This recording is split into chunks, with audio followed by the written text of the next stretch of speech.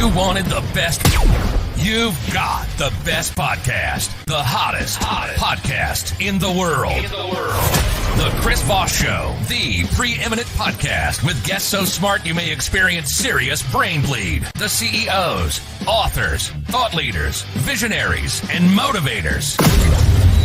Get ready. Strap yourself in.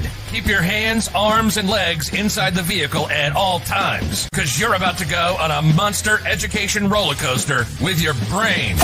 Now, here's your host, Chris Voss. Hi, folks. It's Voss here from thechrisvossshow.com. There you go, ladies and gentlemen. When the Iron Lady sings in that mix, an official welcome to the big show for 16 years, over 2,000 episodes. We bring in the Chris Voss Show, and we're going to keep doing it. Probably for another 16 years and 4,000 episodes, and then I don't know. We might be dead by then, so I don't know. We'll see how it rolls out. That was kind of macabre, right? The beautiful part is you'll have enough content where you can keep listening to the Chris Voss Show for the next billion years, long after I'm dead, and maybe they'll just put me on an AI bot, and you'll think that I'm still here. That could be happening right now. You could think that I'm really here, but I'm just an AI bot they've mounted to a head on a pole, which is what some people say in the reviews on the Chris Voss Show on YouTube. Or maybe they want to put my head in a pike. I think that's what they mean. We have Feras Alhlou on the show with us today. He's going to be talking to us about his insights to business, how he helps businesses be better. He can help you do better with your companies, et cetera, et cetera.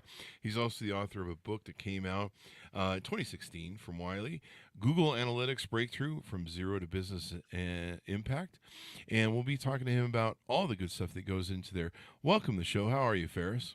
I'm doing great. Thank you so much for having me, Chris. And are you Chris, the robot AI, or are you Chris, the real Chris? How do I know? How do I know the difference? You look at my fingers. Here you go. Now, because the fingers are always fucked up in AI, right? So that's how you'll know, folks. The fingers. Sometimes the eyes. So give us your .com. Where can people find you on the interweb and learn more about you? Sure. Startup with Feras.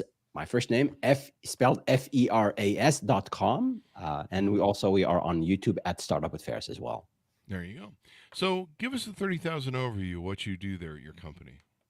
So we help entrepreneurs, those who want to start a business and those who started and struggling. We help them build and grow their businesses to 7 and 8 figures. That's my background, primarily in the services and consulting space.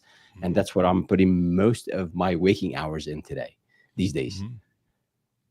There you go. So helping people achieve their goals and all that good stuff. And then I see on your website you've got several, you got a 12-part black belt startup course, speaking. Tell us about some of the services that you offer and how you help coach people or consult with them. Sure. So I have a bit of a background in martial arts and Aikido and a few other things. So we have one of our products is Black Belt Startup. You can find it at blackbeltstartup.com. And it's a mentoring and a coaching program. We have a free course, a 12-module course available, no charge, no gimmicks. Just go log in and you'll get access to all the great content there. And we also have a paid membership where we can walk you through every step of the way, from having an idea to vetting this idea, to defining the people you want to be selling to putting together a business plan, how to go out and get leads. A lot of people who don't have a sales background, they struggle with marketing. Yeah. So we break it down into every aspect of the business, sales, and then as you start to get revenue and become more profitable, you want to hire. So how you hire and how you take care of the back office, legal, accounting. So it's a comprehensive framework that we've evolved over the years, and we're dropping new content, 3, 4, 5, anywhere from 3 to 5 new pieces of content every week, so that our community and our followers benefit, and our members actually get the office hours. I have a weekly office hours to help people who are stuck. Maybe they're trying something, it's not working out, or they're stuck at a finishing their business plan. So we address those types of questions in the business hours. Yeah, and those are good to have. I mean, you're helping people avoid the pitfalls of what they do in business. I like you have been in business since I was 18. And boy, have I made some mistakes. Let's compare notes. yeah, it's good stuff. I noticed on your website too. You have a downloadable media, 9 ways your early stage consulting startup can fail. Do you want to tease that out a little bit? Yeah, sure. So depending on where you go to look, you hear different types of stats. 90% of businesses fail, 50% of businesses fail. So at the end of the day, the business failure rate is really high. Hmm. And in that document you mentioned and that asset you mentioned, we talk about some of the top 9 reasons. Like, for example, under planning is one, over planning, not finding the right business partner. The divorce rate in business is higher than, unfortunately, the divorce rate in our society. So, so these are things a lot of people who are new to business have never experienced, they haven't done before. So we Hmm. want to make sure, they know what they're getting themselves into. Hmm. There you go. It's an interesting thing. Tell us about your journey in your words. I alluded a little bit of it, but what was your journey in life? How did you get the entrepreneurial bug, the disease that once you get it, it's hard to get rid of? What were some of your influences? Were your parents entrepreneurial? Did they help seed any of that? Yeah, my mom was my late mom was a teacher. My dad was in business, and he had his ups and downs for sure. Mm-hmm. And then I went to school. I went to college for electrical engineering. Worked in that field for a couple of years. It didn't really work out really well. I moved to more of an account management. I'm more of people oriented and not really sales and marketing, but more project management, account management. That worked well for me. I got promoted, moved to Silicon Valley from Florida, Mm, and our thoughts are with folks in Florida with the okay. hurricane. But in this amazing startup that I joined, and we raised $96 million, Chris. That was in 2001, Wow. 2002, after the bubble burst, Mm-hmm. and we were building some infrastructure, some voice over internet, like what Wow. we're talking about today here. Yeah. Uh, that didn't. We were a bit ahead of the market. No customers, no revenue. Waves of layoffs ensued, and then one day the CEO came into my office, and I was a VP at the time, and he said, "Hey, Feras, you have a minute?" I said, "Sure." He shut the door, and I said, "Uh-oh, what did I do wrong now?" And he Mm. said, "Hey, Ferris, we have a layoff tomorrow, and you are impacted." Wow. So that was, You're impacted. That's one way to drop and you're fired. Wow. Or laid eh, off, I suppose. yeah, yeah. I You're mean, impacted. You're a little impacted right now. Like, as in, like, pack your shit and get the fuck out. sorry about this.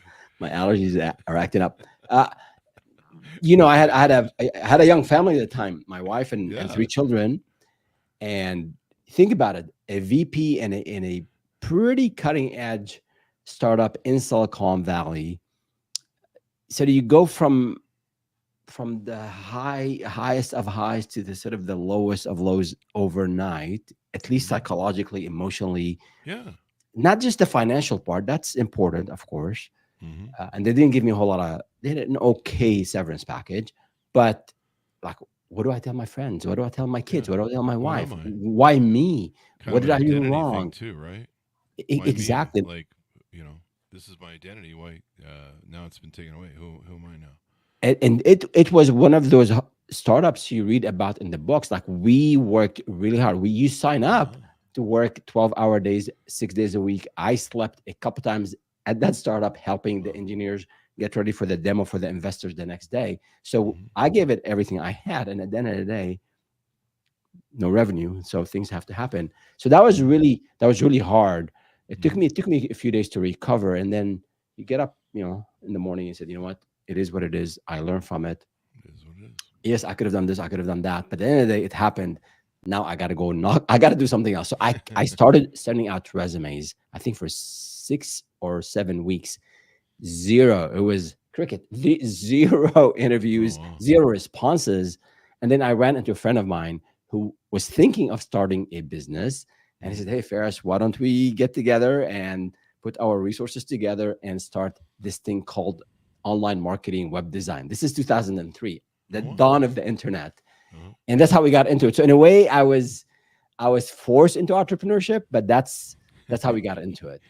Hey, survival of the fittest, man. That's what shapes entrepreneurism, right? A necessity, Absolutely. a need that needs to be fulfilled, seeing an opportunity that you can exploit or what's the word that Silicon Valley loves to use? Disrupt. Disrupt, leverage, There yeah. you go. Leverage. Impact. Oh yeah, I've those never words been are I've never very been vivid fired in my that way. mind, Chris. You've Yeah. been impacted. You're like, So did I just experience something at a Diddy party, or did I? I don't remember being covered in baby oil, but Yeah. uh, uh, Little fender bender. Yeah. what kind of impact is going on here? Because it feels like I might be at a Diddy party. That's starting to feel like a Diddy party. I'm being laid off, so I'm basically being effed. Never mind. Anyway, you get the idea. Diddy parties. So have you been? No, I'm just kidding. I'm not going to ask you that question. I'm just joking around. We're doing the Diddy jokes right now. So if you're watching this video 10 years from now, he just got arrested and put in jail. So you probably know what the end result was of all that. It wasn't suicide. Anyway, just kidding. So when people come to you, what sort of problems do you see a commonality thing that they're experiencing and that they're asking you for help on? Yeah. So I think there are two main types. One is those who are about to start or just started. Like Mhm. most, I think 70%, based on some stats I've found, 70% of founders of new business owners, they don't have any background in sales or marketing. And that's hard. If you haven't been out there telling people what you do and how you can help them, it's hard, right? So I think helping, what I end up doing a lot of times is just showing that you're not the first one who's looking to start a business. Mhm. And sales and marketing, they're just muscles that you have to build gradually. And I tell Mhm. them the best thing, and this for your listeners, I think this is the one advice that if you apply this coming week, you will build this muscle very quickly. Go to a 2 or 3 networking events in your neighborhood, not online, in person. Mhm. Learn how to talk to strangers about the value you offer. So that's really like getting people over this fear of speaking to strangers, asking strangers for money, telling people about, hey, I have a business. So there are all these constraints and all these restraints we have in our minds that we were not entrepreneurs. We were used to employment and all that, most of us. So that's like getting that, the bridging that gap, or helping them address the fear of starting, and it's okay, you have to learn sales and marketing on your own. That's Mhm. one major issue we typically deal with. And then I think the second one is more on, okay, like the financial piece of it. Like, how do I plan for this? Do I have enough money, savings? Do I need to get funding? How do I once I start to grow, like what do I do? So really showing them the first few steps to get to profitability. That those are the two main areas. Is those who want to start, kind of getting them over the fear of taking the leap, and those who started and they're just not sure about sales and money and all that, like helping them build a financial, or like a business plan to support their goals. There's probably a lot of people now that you're helping because they're getting out of the executive game, right? And they're wanting to be, I want to start a business, right? And so they're kind of skillless in a lot of these things. Is that pretty much Yeah, what you find? I mean, they're different. So in the last 2-3 weeks, for a reason or another, I had 3 folks reach out who were recently laid off, Mm-hmm. and we're seeing lay. I mean, there were massive layoffs in 2022, some in 2023. We're not hearing of massive layoffs today, but layoffs are still happening, and especially for those of us who are maybe in their, in mid career, you have Yeah. 10, 15 years of some technical experience. It could be accounting, it could be coaching, it could be whatever it is. It could be programming, it could be event planning. I think if you have skills, that's what I always tell people. One of our black belt principles: if you have the skills and you're willing to sacrifice, I think your chances of making it are increased significantly. So passion is optional, but skills and sacrifice are not. And if you have the skills, then there is a science, there are a number of steps you can take to turn these skills into a business. You just have to learn the business side of it. Yeah.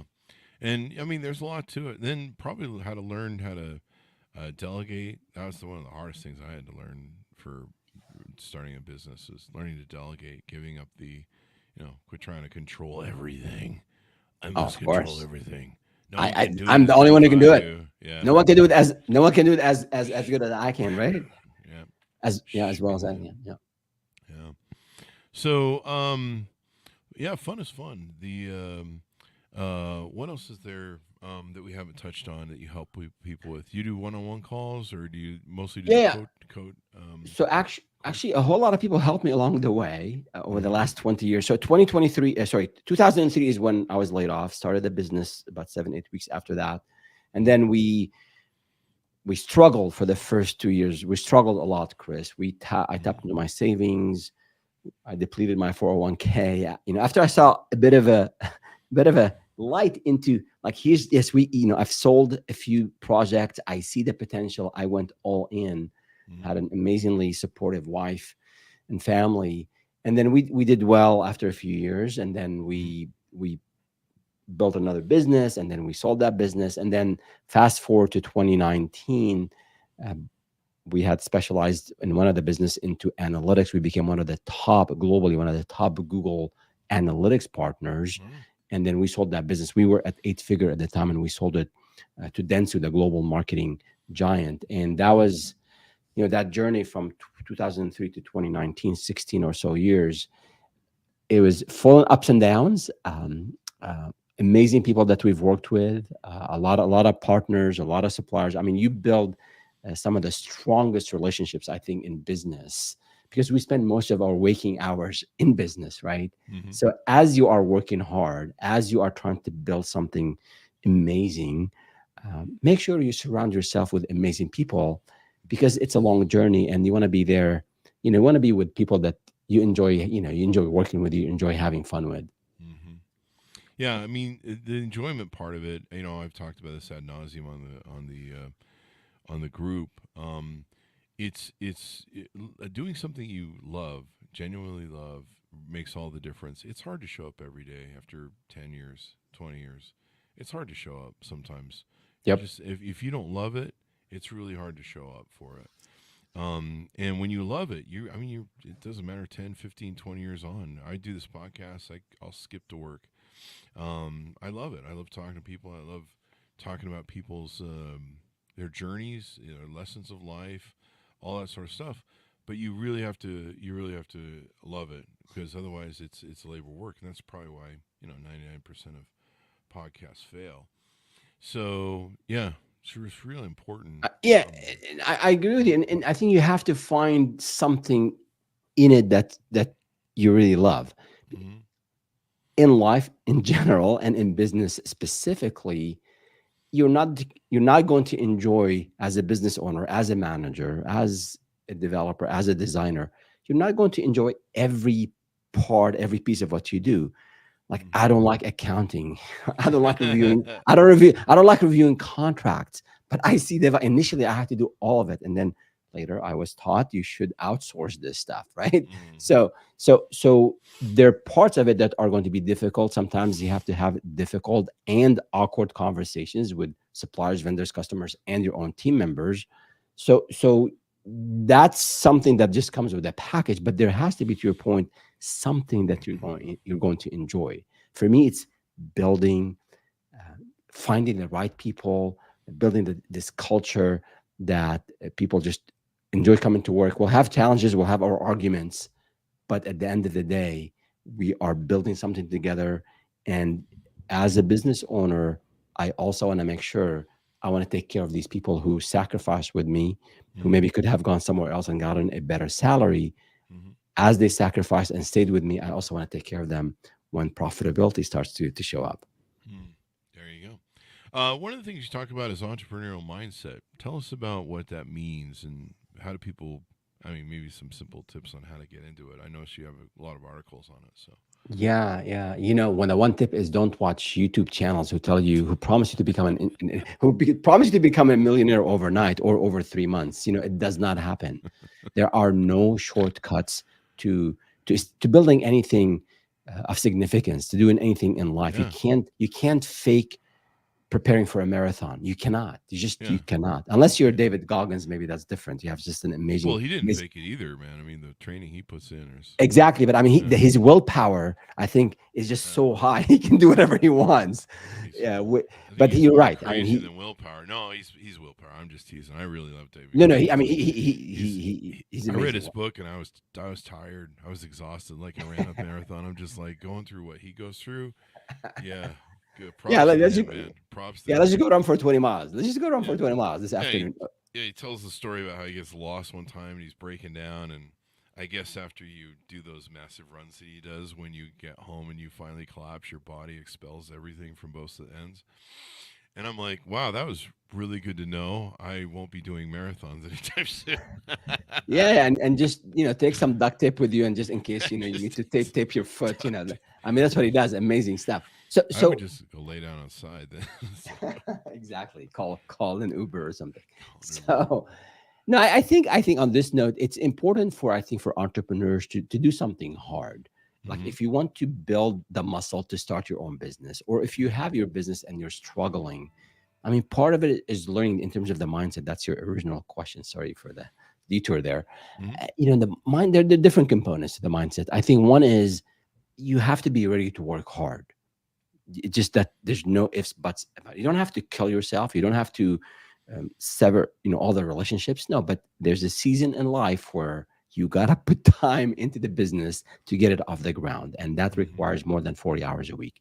The other thing I think is we're really bombarded by marketing messages, and I have a marketing background, but it's sort of like makes it like almost I can do it. I can do whatever I want if I put my mind to it, and I can do it very quickly. This sort of instant gratification, things take time. So people have to be prepared for that. And last but not least, I think from a mindset perspective,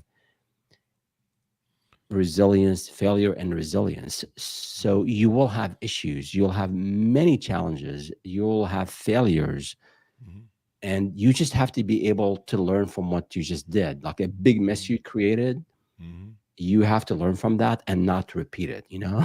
So that, I think people talk about resilience, and in my mind it's very simple. It's the ability to, okay, we failed, yes, we lost this deal, we did not pitch well, we did not take care of this customer, I did not hire the right person, I didn't do my proper vetting, whatever the case might be. Just make sure you sit down at the end of the week, at the end of the month, evaluate what went well, do more of Mm-hmm. it, evaluate what went wrong, and then, okay, here's what I'll do better next time.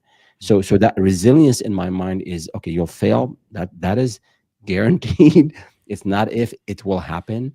And then getting back up, learning from that mistake or that failure or that whatever you want to call it, and then learning, going forward, not repeating the same sort of mistakes we've done. These are, like that working hard. I think the mindset of I want to go and do it, and then learning from your own mistakes, learning from the mistakes of others, and just takes time. It takes time and effort. It's not going to happen overnight, but Mm-hmm. you will increase your chances of success significantly, I think, if you have that type of mindset. Most definitely. I mean, you've got to just be prepared for the problems. So really, we talked about this on the show from different shows, but really, they really should name an entrepreneur problem solver. That's really what Yep. you become as an entrepreneur, and the problems are endless. And what you just said, all the stuff there means preparing a mindset for, hey, things are going to go wrong. It's okay. My job is to solve them. And so I just look at myself as a problem solver as a CEO. So what's the problem? How do we identify it? How do we attack it? And then how do we resolve it, innovate around it, whatever the case is. And that's all you're doing, like all day long. I remember I was kind of struck. I shouldn't have been struck, but there's this gentleman on TikTok, and he's got, I think he's in his 60s. He's got a executive. He buys and sells executive private planes, right? So Wow. real expensive clientele. Um, the and so he was talking about what his days are like and what his things are, and he mentioned that in a video that was really cool. He goes, all I do is problem solve, and he goes, what's really interesting about it is I've been in business for close to 40, 60 years. I've been alive for 60 years. I've been around for 40 probably years in business. He's been doing it a long time, right? And he goes, what's funny is I, to this day, am solving problems I've never had to solve or deal with Wow. before because of technology, AI, the internet, competitive pricing, you know, data that consumers have more access to now than ever before so they can understand things and what they're buying and selling. And he goes, you'd be surprised. He goes, I have 40 years in business, and I'll have a new thing come up that's like, well, we've never had this problem come up. Let's go solve it, right? Absolutely, absolutely. Yeah. I just did recorded a short for our YouTube channel, and Hmm. in the quote I heard from, I think in old, the sage, like basically, the more, maybe it was Socrates or someone else, but the more I learn, the more knowledge I acquire, the Hmm. more I know how much I don't know. Yeah. And it is, I mean, people can say, okay, like it's not sort of fake humility. It's true. And It's you true. hire someone who's a Gen Zer, and they're going to be a whole lot more adept and just uh, the whole social media aspect of things. They understand it, they lived it, they've grown up with it.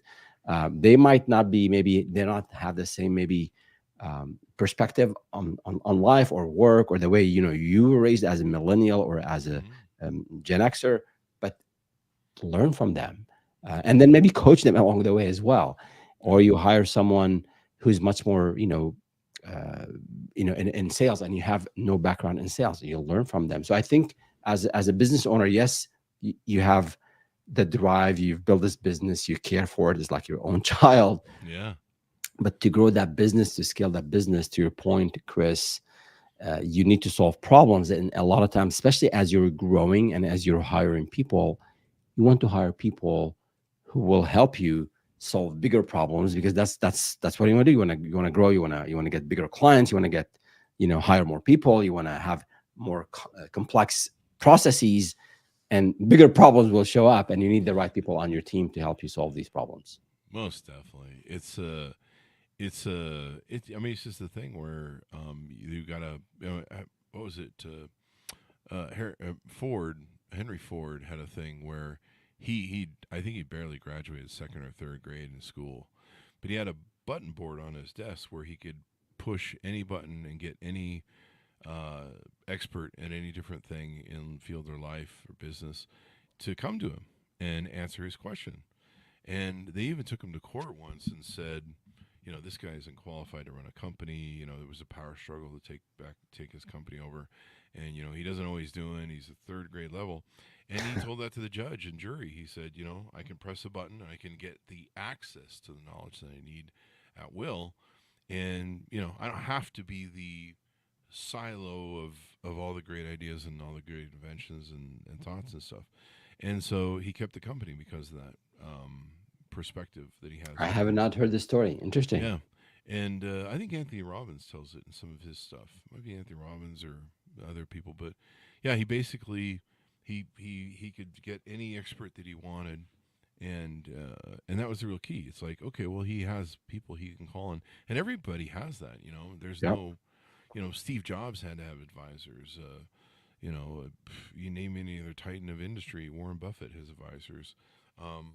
Not everyone's the all power, all being, and all seeing thing. And I learned that the hard way after losing a lot of money, that I wasn't the person in the business with all the perfect ideas, and I needed more contribution from my partners and employees as well. So yeah. Absolutely. And one thing, Chris, I always say when people ask me how's entrepreneurship today compared to 20 years ago, and I say there are different. There are many differences, but at the time there were a shortage of resources, and it was hard. There was little access, or not a easy access to resources. Today, it's sort of the opposite. I think you go on YouTube, and there's so many courses you can take, and so many things that are available. So now people can get overwhelmed.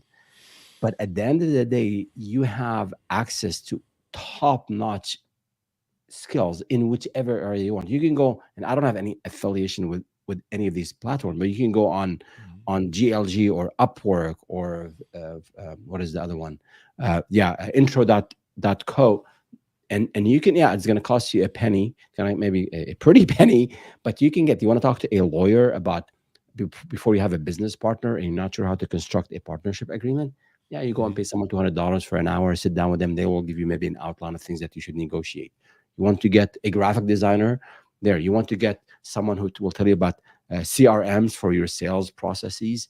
So I think this is one area I made a video on like the number one regret. And I would say the number one regret early on in my career is not seeking the help of advisors earlier. Mm. Uh, because I think entrepreneurs, we think we can move mountains. We have the grit, we have the determination, we have the willpower, we put the hours. And yes, we sometimes do move mountains, but with the help of others, you can get through these challenges, I think, much more efficiently. And I think most of us underutilize this amazing resource. People who have been to where you want to go. There you go. And they can help learn it and do it through you. As we go out, give us your final pitch on the show, your .com, and tell people how they can onboard with you, reach out, handshake with you, find out more about you.